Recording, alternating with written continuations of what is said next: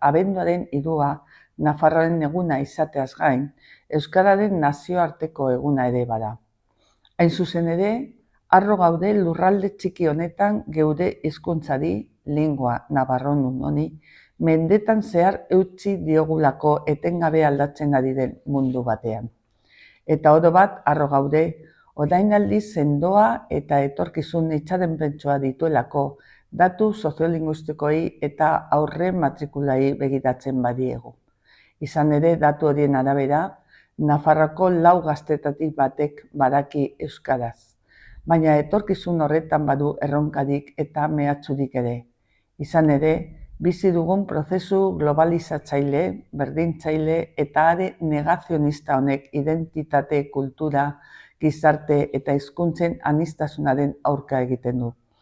Gure ustez, 21. mendeko Nafarroa eleaniztasuna da, irekia, askotarikoa, modernoa, berritzailea. Nafarroa harro dago bere herri, ibar eta hiriez, bere ohiturez eta tradizioez, bere nortasunaren ezaugarriz, besteak beste euskaraz.